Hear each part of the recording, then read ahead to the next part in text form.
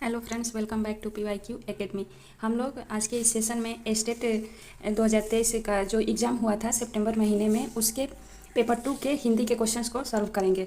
हिंदी के क्वेश्चन से यानी कि पेपर 2 में हिंदी से कुल 100 प्रश्न पूछे गए थे और बाकी के जो 50 क्वेश्चन पूछे गए थे वो क्वेश्चन GK GS और CDP वगैरह से पूछे गए थे। तो हम लोग हिंदी के ही क्वेश्चन को सॉल्व करेंगे, जिसमें 50 प्रश्नों को सॉल्व करेंगे और 50 क्वेश्चन को पार्ट 2 में सॉल्व करेंगे। तो चलिए फ्रेंड्स, ज़्यादा देर न करते हुए क्वेश्चंस पे आते हैं। यदि आप सभी को हमारा ये वीडियो पसंद आए तो वीडियो को लाइक शेयर सब्सक्राइब जरूर कीजिएगा। फर्स्ट क्वेश्चन है, किस इतिहासकार ने हिंदी साहित्य का प्रारंभ संवत 1050 से माना है? तो पूछ रहा है कि किस इतिहासकार ने हिंदी साहित्य का प्रारंभ संवत 1050 से माना है? तो वह माना है आचार्य रामचंद्र शुक्ल ने। ऑप्शन नंबर डी सही है। आचार्य रामचंद्र शुक्ल ने हिंदी साहित्य का प्रारंभ 1050 से माना है। नेक्स्ट क्वेश्चन देखते हैं, आदिकाल को चरण काल किसने कहा?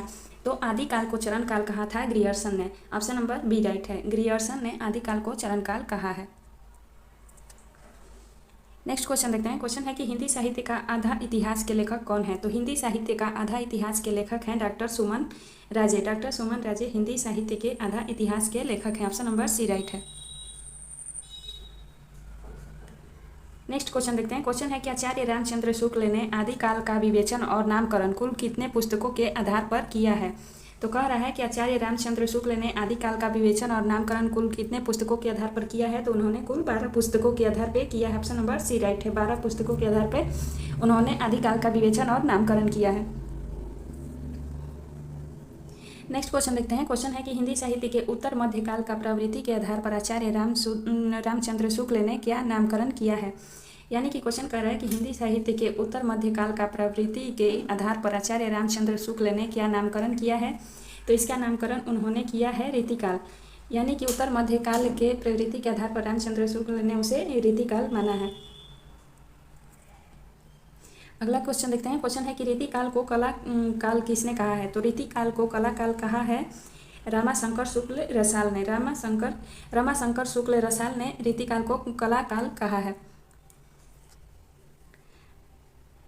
अगला क्वेश्चन देखते हैं। क्वेश्चन है कि संतन को कहा सिकरी सोकाम प्रस्तुत पद के रचयिता कौन है?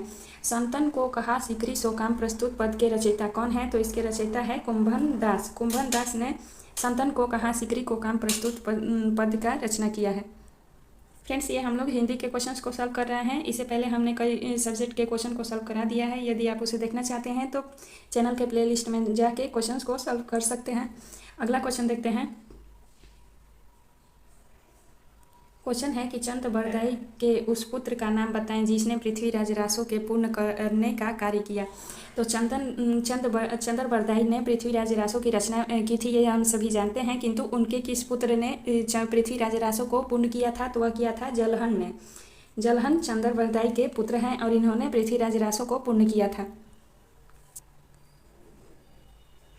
अगला क्वेश्चन देखते हैं। क्वेश्चन है कि हिंदी साहित्य का प्रथम इतिहास किस भाषा में लिखा गया? तो हिंदी साहित्य का प्रथम इतिहास लिखा गया था, यह किस भाषा में लिखा गया था? तो यह लिखा गया था फ्रेंच भाषा में। ऑप्शन नंबर सी राइट है। फ्रेंच भाषा में हिंदी साहित्य का प्रथम इतिहास लिखा गया था। नेक्स्ट क्वेश्चन देखते हैं। आदिकाल को बीज वपन काल किसने कहा है? तो आदिकाल को बीज वपन काल किसने कहा है पूछ रहा है। तो आदिकाल को बीज वपन काल कहा है महावीर प्रसाद द्विवेदी ने। ऑप्शन नंबर डी राइट है। महावीर प्रसाद द्विवेदी ने आदिकाल को बीज वपन काल कहा है। नेक्स्ट क्वेश्चन पूछ रहा है कि सूरदास किस भाषा के कवि हैं? तो सूरदास कवि हैं ब्रज भाषा के। ऑप्शन नंबर सी राइट है। सूरदास ब्रज भाषा के कवि हैं। नेक्स्ट क्वेश्चन दे रहा है। क्वेश्चन कह रहा है कि किस आलोचक ने रीतिकाल को कला काल कहा है? ये क्वेश्चन हमने पहले भी किया है। किस आलोचक ने रीतिकाल को कला काल कहा है? तो रीतिकाल को कलाकार कहा है रामाशंकर शुक्ल रसाल ने। ऑप्शन नंबर डी सही है। नेक्स्ट क्वेश्चन देखते हैं। क्वेश्चन है कि संदेश राशक कितने प्रक्रम में बटा हुआ है? संदेश राशक बटा हुआ है 3 प्रक्रमों में। ऑप्शन नंबर सी राइट है।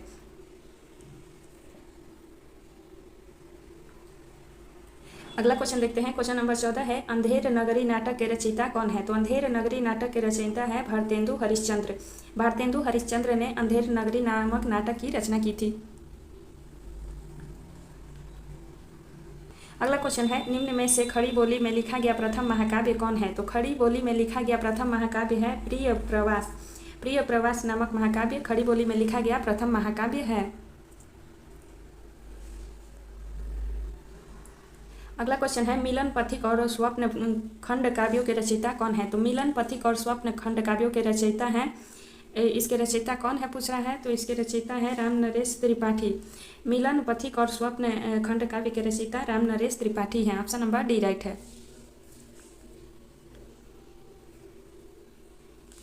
अगला क्वेश्चन देखते हैं। क्वेश्चन है कि हिम किरीटनी और हिम तरंगिनी काव्य संग्रह किस कवि की रचना है? तो हिम किरीटनी और हिम तरंगिनी काव्य संग्रह रचना है माखनलाल चतुर्वेदी का। ऑप्शन नंबर सी राइट है। नेक्स्ट क्वेश्चन पूछ रहा है कि किस आलोचक ने छायावादी काव्य में अनुभूति की प्रधानता के कारण इसे स्थूल के प्रति सूक्ष्म का विद्रोह माना? तो यह माना था डॉक्टर नागेंद्र ने। ऑप्शन नंबर ए राइट है।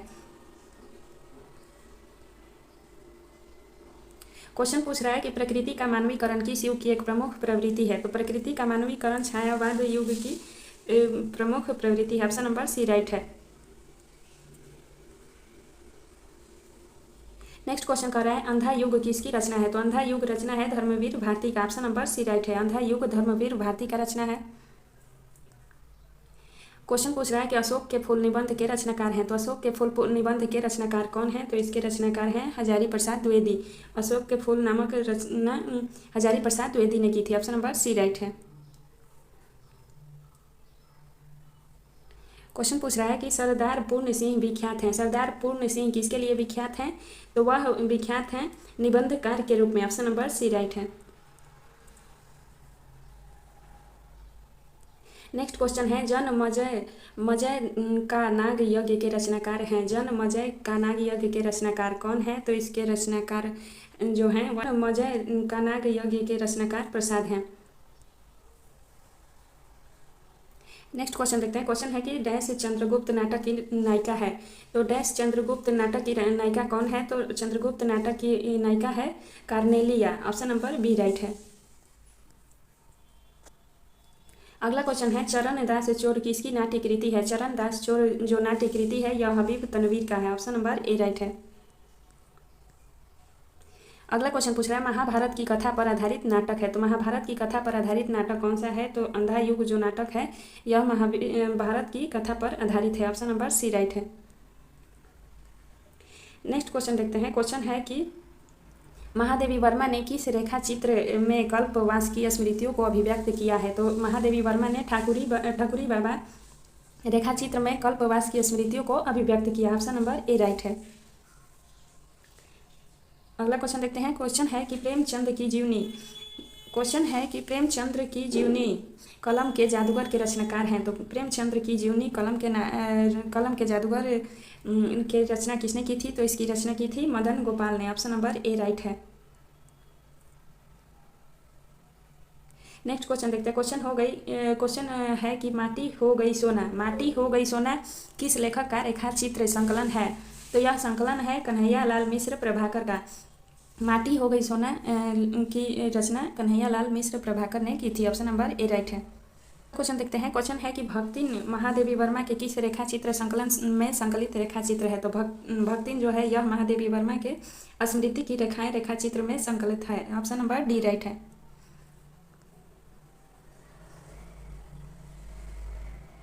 अगला क्वेश्चन पूछ रहा है, मंटो संबंधी संस्मरण मंटो मेरा दुश्मन के रचनाकार कौन है? मंटो मेरा दुश्मन के रचनाकार हैं उपेंद्र नाथ अस्क ने मंटो मेरा दुश्मन नामक रचना की थी। अगला क्वेश्चन देखते हैं। प्रेमचंद्र की पत्नी शिवरानी देवी कृत प्रेमचंद्र की जीवनी है। तो प्रेमचंद्र की पत्नी शिवरानी देवी थी। इनके द्वारा रचित प्रेमचंद्र की जीवनी कौन सी है? तो प्रेमचंद्र घर में की रचना प्रेमचंद्र की पत्नी शिवरानी देवी ने की थी। ऑप्शन नंबर सी राइट है।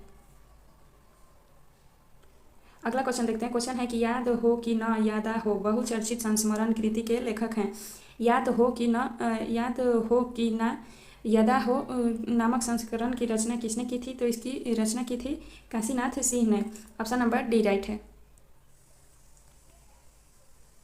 अगला क्वेश्चन देखते हैं। क्वेश्चन है कि कानों में कंगना कहानी का प्रकाशन वर्ष क्या है। कानों में कंगना कहानी का प्रकाशन वर्ष है 1913। ऑप्शन नंबर ए राइट है। अगला क्वेश्चन देखते हैं। क्वेश्चन है कि जर्मन लपटन को किसने मार गिराया। जर्मन लपटन को लहना सिंह ने मार गिराया था। ऑप्शन नंबर ए राइट है। क्वेश्चन कर रहा है कि आरंभिक कहानियों में सर्वप्रथम फ्लैशबैक शैली का प्रयोग किस कहानीकार ने किया। तो आधुनिक कहानियों में सर्वप्रथम फ्लैशबैक शैली का प्रयोग किया था चंद्रधर शर्मा गुलेरी ने। ऑप्शन नंबर सी राइट है। चंद्रधर शर्मा गुलेरी ने फ्लैशबैक शैली का प्रयोग किया था। नेक्स्ट क्वेश्चन देखते हैं। क्वेश्चन है कि गुलरी काकी और मुनरी किस कहानी के पात्र हैं। गुलरी काकी और मुनरी पात्र हैं पंचलाइट कहानी के। ऑप्शन नंबर डी राइट है। अगला क्वेश्चन है पंचलाइट को कौन जलाता है। तो पंचलाइट को गोधन जलाता है। ऑप्शन नंबर ए राइट है। अगला क्वेश्चन देखते हैं। क्वेश्चन है कि कहानी का प्लाट शीर्षक पाठ गद्य का कौन सी विद्या है। तो कहानी का प्लाट शीर्षक पाठ जो है यह गद्य का जो विद्या है वह कहानी है, यानी कि कहानी ही है कहानी का प्लाट नामक शीर्षक पाठ। अगला क्वेश्चन है भगजोगनी किस कहानी की पात्र है। तो भगजोगनी कहानी का प्लाट नामक कहानी का पात्र है। फ्रेंड्स, आप सभी को हिंदी के क्वेश्चन सॉल्व करने के लिए हिंदी के एनसीईआरटी के सारे बुक भी सॉल्व करने पड़ेंगे। 11, 12, 9, 10 ये सब के तभी क्वेश्चन सॉल्व होगा। तो आप सभी पढ़ते रहें, एग्जाम जल्दी आने वाला है। गोदान उपन्यास में प्रेमचंद्र ने किन दो गांवों का उल्लेख किया है। तो गोदान उपन्यास में प्रेमचंद्र ने सेमरी और बेलारी गांव का उल्लेख किया है। अगला क्वेश्चन कर रहा है निम्नलिखित पात्रों में से कौन होरी की पत्नी है। तो होरी की पत्नी पूछ रहा है कि कौन है। तो इनमें से कोई होरी की पत्नी नहीं है, यानी उनका नाम नहीं दिया गया है। ऑप्शन नंबर डी राइट है। अगला क्वेश्चन देखते हैं। क्वेश्चन है कि गोदान के किन दो पात्रों के बीच सहजीवन लिव इन रिलेशन की झलक मिलती है। तो गोदान की रचना प्रेमचंद्र ने की थी और इसमें मेहता मालती के रिलेशन की झलक मिलती है सहजीवन की। अगला क्वेश्चन देखते हैं। क्वेश्चन है कि मैं इस सिद्धांत का समर्थक हूँ कि संसार के छोटे बड़े हमेशा रहेंगे और उन्हें हमेशा रहना चाहिए। इसे मिटाने की चेष्टा करना मानव जाति के सर्वनाश का कारण होगा। यह कथन गोदान के किस पात्र का है। तो यह कथन है डॉक्टर मेहता का। डॉक्टर मेहता का ही रिलेशन सहजीवन का है और इन्होंने ही यह कथन दिया है। अगला क्वेश्चन देखते हैं। क्वेश्चन है कि प्रेम सीधी साधी गौ नहीं खूंखार शेर है, यानी कि प्रेम सीधी साधी गौ नहीं खूंखार शेर है जो अपने शिकार पर किसी की आंख भी नहीं पड़ने देता। यह किसका कथन है। तो यह कथन भी है प्रोफेसर मेहता का। ऑप्शन नंबर ए राइट है। अगला क्वेश्चन देखते हैं। मैला आंचल नामक जो कहानी है इसमें कौन सा चरित्र पात्र तहसीलदार के पद पर है। तो मैला आंचल नामक कहानी चित्र में तहसीलदार के पद पर कौन है। तो विश्वनाथ प्रसाद मलिक हैं। अगला क्वेश्चन कर रहा है इसमें फूल भी हैं, सूल भी, गुलाब भी, कीचड़ भी है, चंदन भी, सुंदरता भी है और कुरूपता भी, मैं किसी से भी अपनी दामन बचाकर नहीं निकल पाया। ये पंक्तियाँ उपन्यास से उद्धृत हैं। तो ये पंक्तियाँ किस उपन्यास से उद्धृत है पूछ रहा है। तो यह मैला आंचल उपन्यास से ली गई पंक्तियाँ हैं। अगला क्वेश्चन है चंद्रगुप्त नाटक का नायक कौन है। तो चंद्रगुप्त नामक नाटक का नायक है Chandragupta. Option number D right है। सेकेंड लास्ट क्वेश्चन है फ्रेंड्स। क्वेश्चन है कि चंद्रगुप्त नाटक की नारी पात्र कार्नेलिया किसकी पुत्री है। तो चंद्रगुप्त मौर्य वंश के सम्राट थे और प्रथम सम्राट थे। इन्हीं के जीवन पर आधारित नाटक है चंद्रगुप्त और इसमें इनकी नारी पात्र कार्नेलिया जो है यह किसकी पुत्री है पूछ रहा है। तो यह सेल्यूकस की पुत्री है जिसे चंद्रगुप्त का विवाह हुआ था। आज का लास्ट क्वेश्चन दे रहा है कि संसार भर की नीति और शिक्षा का अर्थ मैंने यही समझा है कि आत्मसम्मान के लिए मर मिटना ही दिव्य जीत है। ये कथन किसका है पूछ रहा है। तो यह कथन है चंद्रगुप्त का, यानी कि चंद्रगुप्त कहानी से ही यह लिया गया है। तो ऑप्शन नंबर बी राइट है। तो फ्रेंड्स, यहाँ हमने कुल 50 क्वेश्चंस करा दिए हैं। यदि आप सभी को ये सेशन पसंद आया हो तो चैनल को लाइक शेयर एंड सब्सक्राइब करिए। मिलते हैं नेक्स्ट वीडियो में नेक्स्ट टॉपिक के साथ। तब तक के लिए धन्यवाद।